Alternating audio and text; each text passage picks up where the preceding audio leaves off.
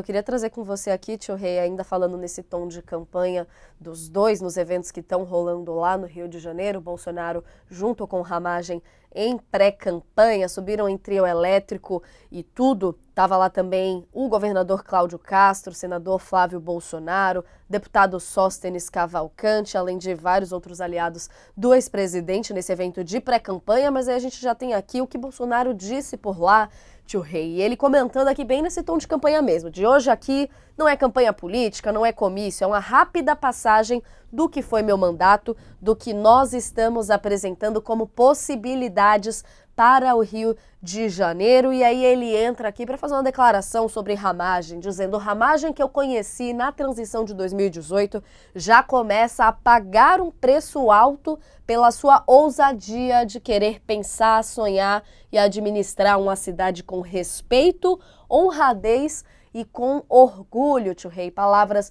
de Jair Bolsonaro nessa agenda, nesse evento lá no Rio de Janeiro.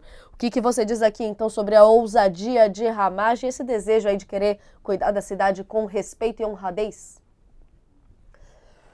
O que eu acho, o que eu sempre fico encantado com a linguagem da extrema-direita é que você nunca lida com substantivos concretos, né? Você sempre lida com substantivos abstratos, né? Então, olha aqui, qual é o plano que eu tenho para vocês? Rio de Janeiro, qual é o meu plano para vocês? Respeito, como é que é? Você falou aí, qual é a tríade? É respeito, é, honradez e não sei mais o quê, né? É isso. É isso que eu tenho para vocês. Que somos pessoas respeitosas, somos pessoas honradas e o nosso trabalho, então, é esse, né? Não temos mais nada a oferecer a vocês a não ser isso. Isso é uma vigarice, né? Mas, Reinaldo, você gosta de pessoas desrespeitosas? Obviamente não, eu gosto de pessoas respeitosas, né? A questão é que todo mundo é obrigado a ser respeitoso. Hum? É parte do jogo, né? É, Enfim, é o que ele resta dizer, né?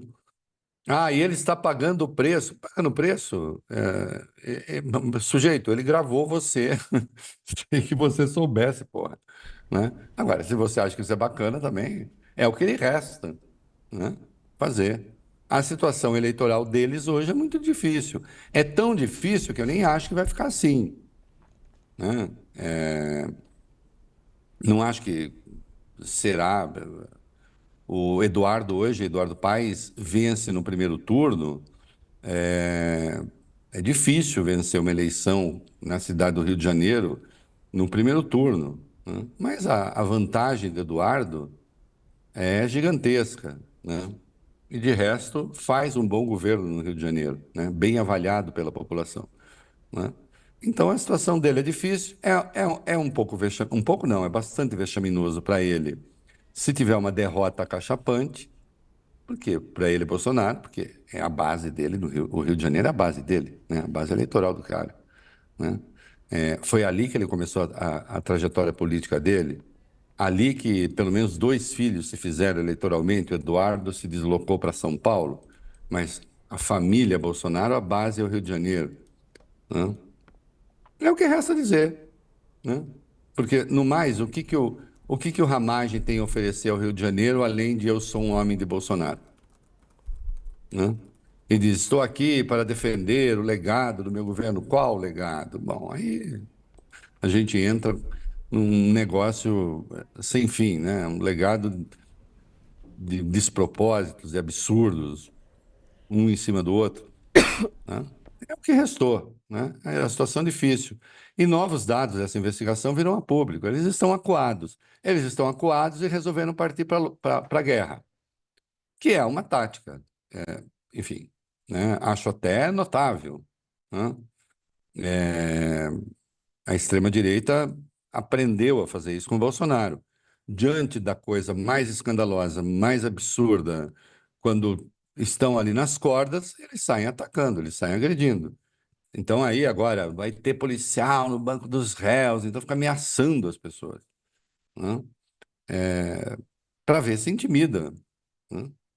Funciona em parte? Em parte funciona, tanto é que eles estão aí, né? Essa gente conseguiu um feito histórico. Isso Isso a gente tem que reconhecer, já tratei disso várias vezes, já escrevi a respeito.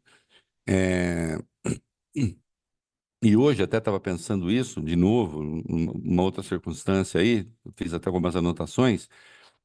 Veja só, quem mais sofreu com o bolsonarismo, sofreu no sentido de ter prejuízo com o bolsonarismo, não foi a esquerda.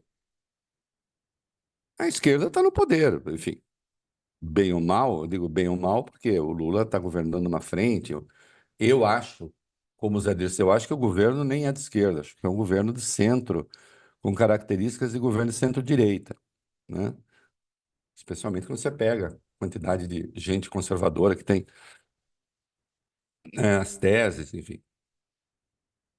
Mas foi a esquerda quem mais padeceu? Não, o PT é o segundo partido na Câmara, né?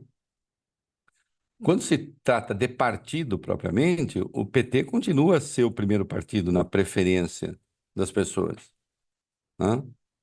Depois vem o bolsonarismo, que não é um partido, mas é, enfim, esse movimento. Quem mais sofreu, Natália, foi a direita democrática, foram os liberais.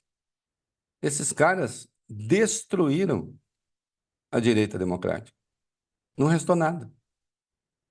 Destruíram os liberais. Não restou nada. Restou hoje aos liberais, aqueles que se diziam liberais ao menos, né? Os que eram realmente estão fora desse troço e estão lamentando.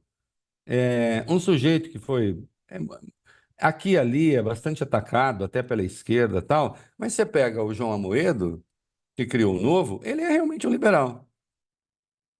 Né? Não estou fazendo juízo de valor, tô dizendo, ele é um cara legal. Não estou dizendo isso. Não acho uma má pessoa, não. Né? Tenho uma ótima conversa com ele. Mas o Amoedo caiu fora, disse: não, esse novo que está aí é um novo bolsonarista, eu não sou bolsonarista. O bolsonarismo, como expressão do liberalismo, é uma aberração, e, portanto, não vou ser bolsonarista. Quem é liberal mesmo não se juntou a essa turma. Agora, tem um monte de gente que liberal não era, só queria um grupo que fosse forte o bastante para vencer o PT e para ganhar do PT, e aí começou a espichar os olhos o bolsonarismo, né? Inclusive, algumas expressões da pena, né, que hoje se escreve com computador, né?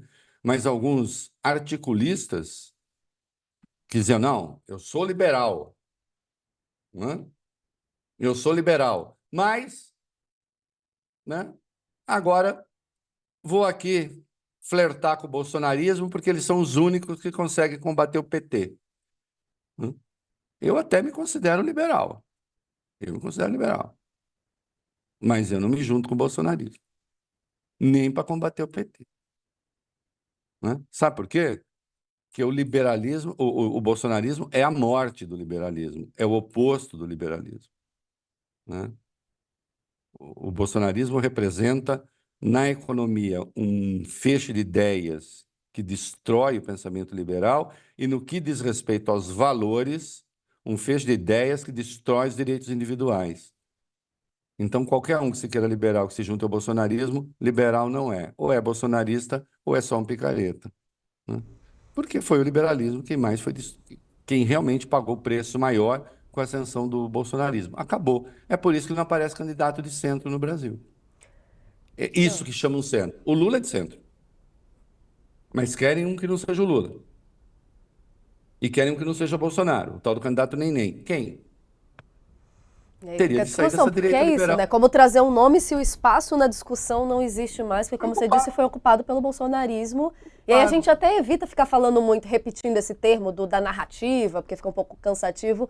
Mas é isso, né? Acho que quando você estava procurando as palavras aqui, eu acabei repetindo mais de uma vez, porque eu não percebi que meu microfone estava desligado. Mas quando a É. gente vê eles falando em respeito, honradez, orgulho, é algo que se enche a boca para falar.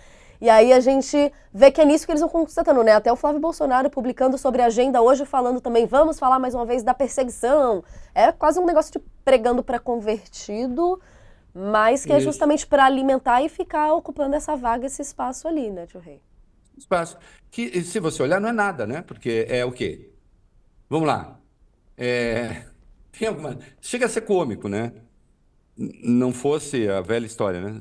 Seria cômico não fosse trágico. Aí eu lhe pergunto, um governo que faz um plano safra de 508,5 bilhões é um governo de esquerda? Não.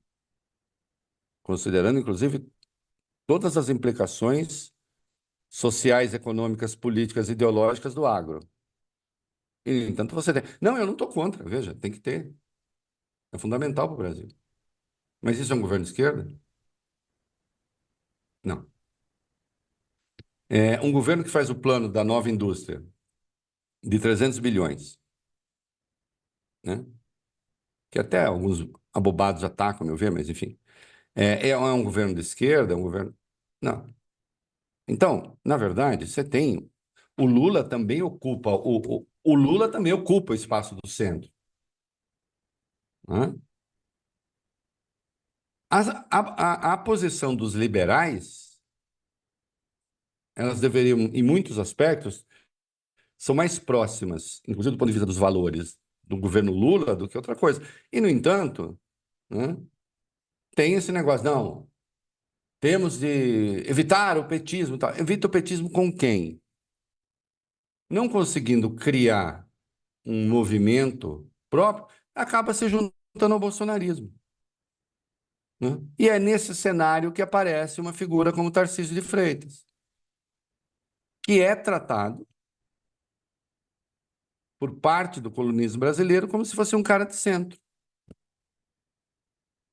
E ele diz: não, eu não sou. Ele diz que não é. Diz: não, eu não sou centro.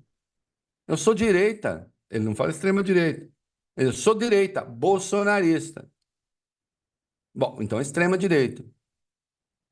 Mas se insiste que ele possa ser uma alternativa de centro quando ele diz que não é.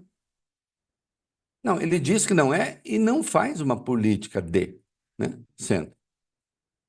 Olha, a política de segurança pública. Como é que um cara de centro tem o Guilherme Derrite como secretário de segurança? Com as coisas que passamos a ver na Polícia de São Paulo. Hum?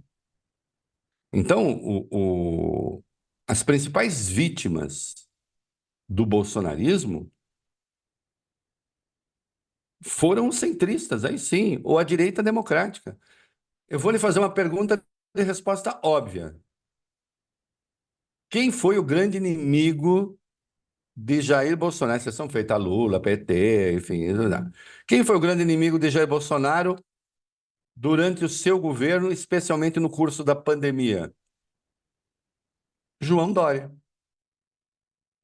João Dória, que passou a ser tratado como comunista, né?